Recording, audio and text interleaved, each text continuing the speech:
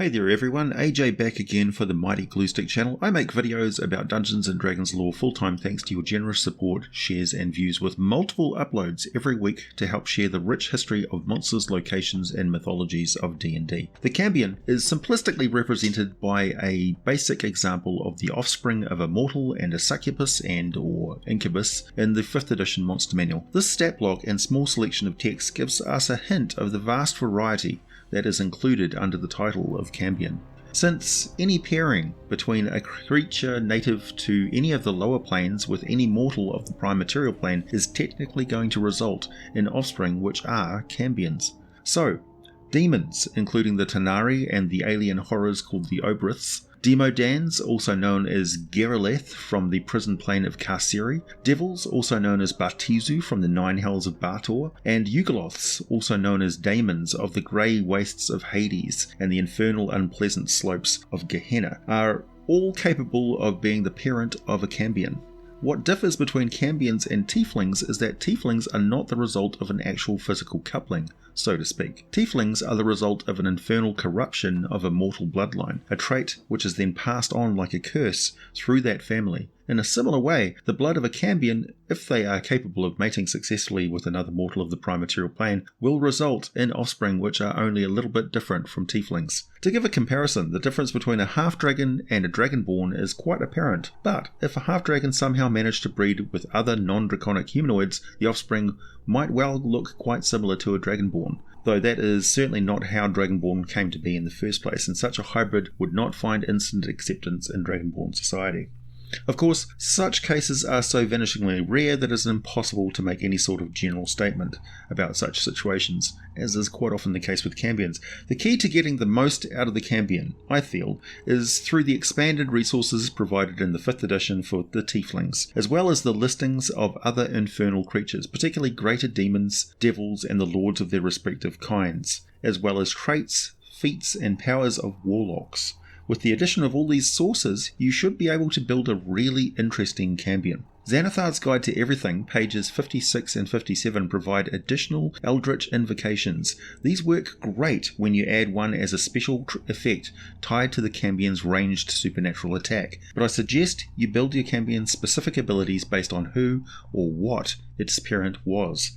For example, if the Cambion was sired by a Hezral, it might fire a cone of nauseating gas that chokes anyone caught in it.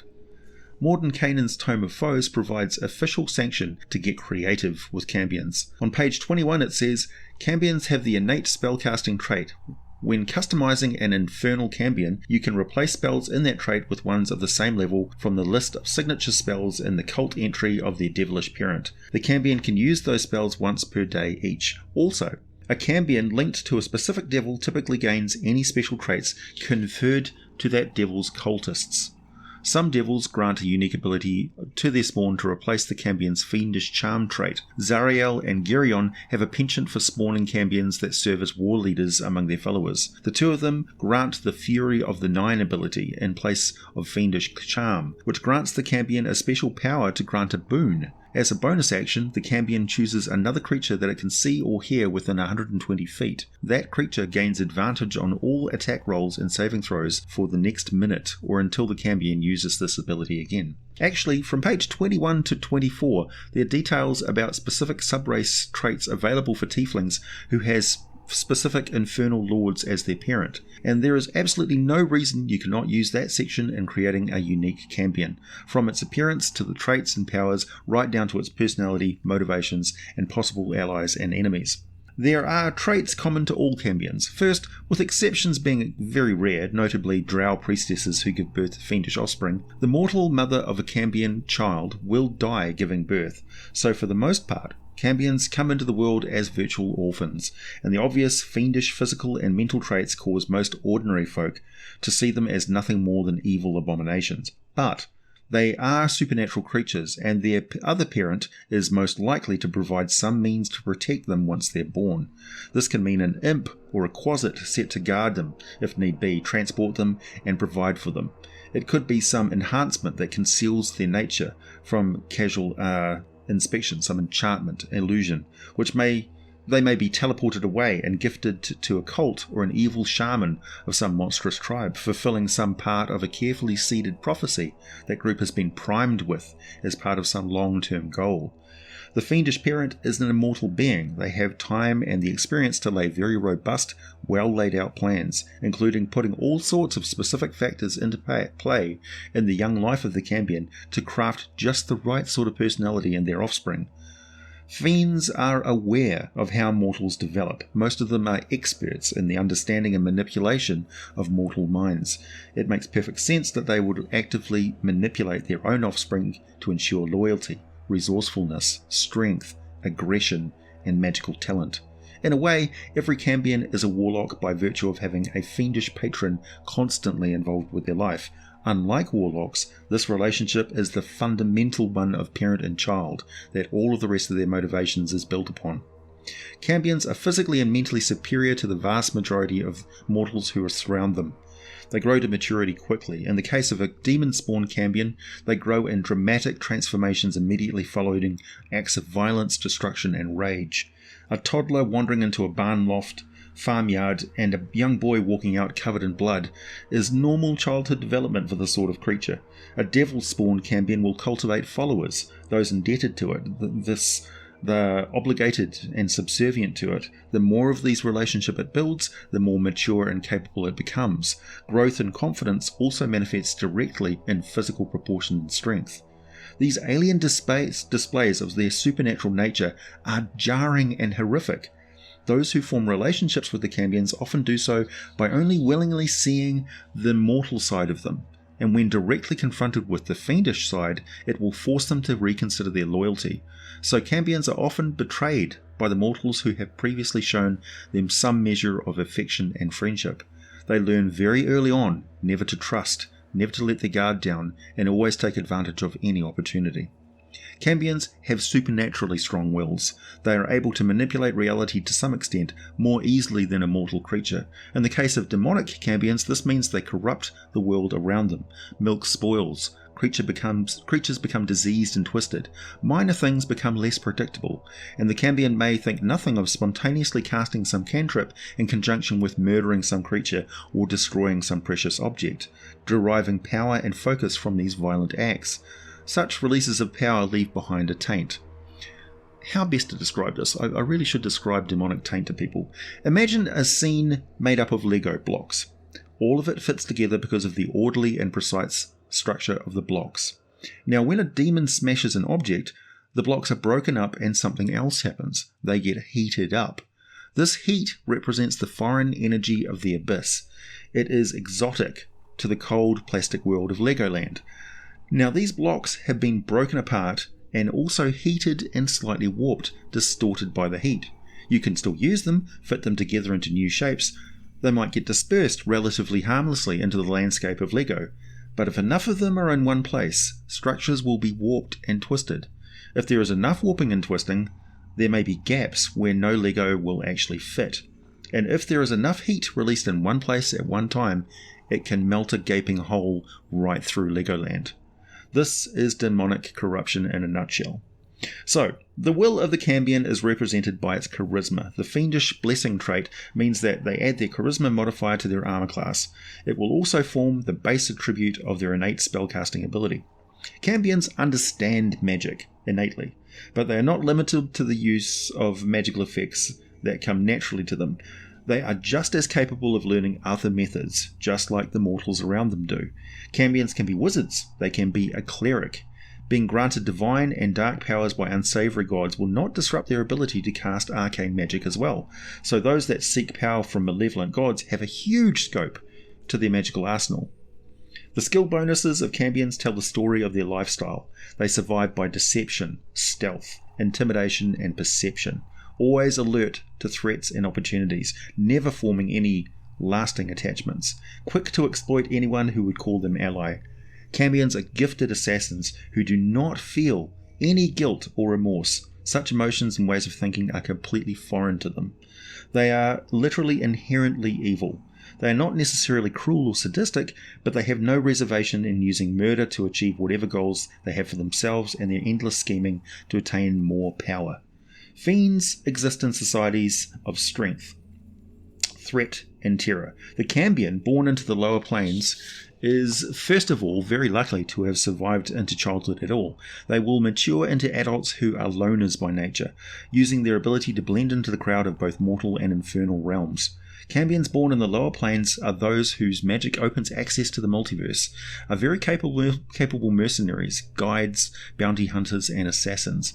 They will probably learn how to manipulate such cosmic organizations as the Guilds of Sigil. They will learn of the Blood War, the cosmic balance, the role of the Modrons and the Milmani as forces of order and moderation. They will gravitate towards planar metropolises where their otherworldly appearance and lack of morals are far more broadly accepted by the cosmopolitan locals. Cambions will associate with Genasi and the elemental planes, particularly the City of Brass. They will deal with the Nagpa and Shadar Kai, playing arms dealer and information broker between both factions of the Shadowfell. They will work their way up the ranks of the companies of Yugoloths and become the right hand of powerful infernal lords, serving in whatever niche they have murdered and manipulated their way into. Cambions are intelligent and cunning. They will not seek a confrontation as equals. They will always seek a very clear advantage before combat or negotiation. With a resistance to cold, fire, lightning, poison, and physical attacks from non-magical weapons, they have a supernatural edge over most mortal opponents, and they will take full advantage of this fact, seeking ways to oppose their enemies and expose them to damaging energies, and always trying to remove magical weapons from their opponent's grasp. Using the command spell to force opponents to throw away their magic weapon is a favourite tactic, and a very effective one. Whenever things look like they're going to turn into a fair fight, or worse yet, a losing one, they will immediately use plane shift to escape and plan another means of victory. In the monster manual, the Cambion is depicted with a spear and the ability to shoot a ray of fire and a more advanced flight speed of 60 feet per round. Normally, their flight speed is about half that. In D&D Beyond, we have a playable Cambion character race listing, and this I think reflects a better default version of the Cambion base abilities, which we can add to if you look at other fiendish creatures and things like that. You can grab abilities and patch them onto the base Cambion to create a custom-made Cambion that will be more memorable for your campaign. So I will share with you exactly what it says in the D&D Beyond. The Cambion's strength, dexterity, and charisma score increase by 1. They mature at the same rate as humans but live up to 300 years, and I would say this is at least 3 centuries, with those that have a lord as a parent being potentially immune to death by old age. Their alignment is predicated on their heritage, with an unavoidable lean towards evil, but lawful for those born of devils, neutral for those born of Yugoloths, and chaotic for those born of demons. They stand the same height or range of height as their mortal side, but influenced by the taller or shorter depending on their immortal side. Either way, their size is medium, with a ground movement speed of 30 feet per round and a winged flight speed of the same, but only if they're not wearing heavy armor. They have 60-foot dark vision and supernatural abilities. It's good to note actually that they can't fly that speed with their wearing heavy armor, because that really implies that they can't carry a lot when they're on the wing either, so they can't pick somebody up and fly around with them. At 3rd level, they learn one cantrip from the following: Control Flames, Produce Flame, Thaumaturgy, or Vicious Mockery. They don't need material components to cast the spell.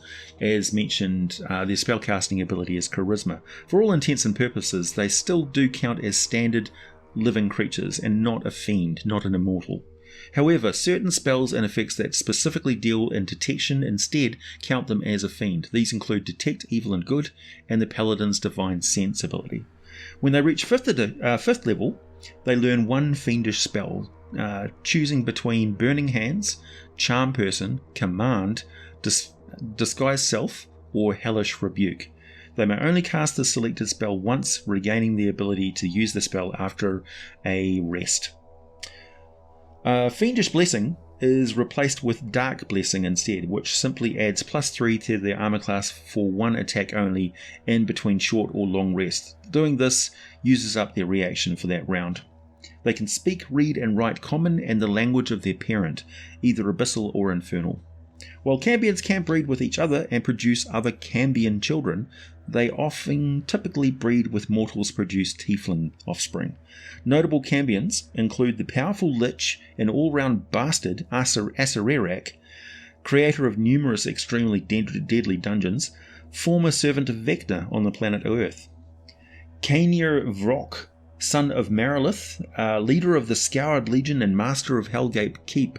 His abyssal nature can be seen by the deep green scales on his chest, arms and legs, scaled skin elsewhere, finely pointed black teeth, extreme physical strength, pointed elf-like ears, skin ranging from an olive to red that is hard enough to deflect a blade and walk through fire. Thraxia, daughter of graz'zt, looks like a so-called Alu fiend. That's the female version of the Cambions that succubi produce. Except in Thraxia's case, she also has the physical, mental, and magical might of a Nalfeshni demon, due to events of her life. Just to name a few, but there are far more, which make for an interesting reading in the obscure pages of the Forgotten Realms wiki, where the history, events, story, and famous individuals of Toril can be unveiled and their stories told. Like, subscribe, check out my Patreon for exclusive content and all the full scripts for these videos. Buy some merchandise if you feel so inclined to wear your geek with pride. Check out Patron Blades for a mighty smooth shave. And as always, thanks for listening everyone. I'll be back with more for you very soon.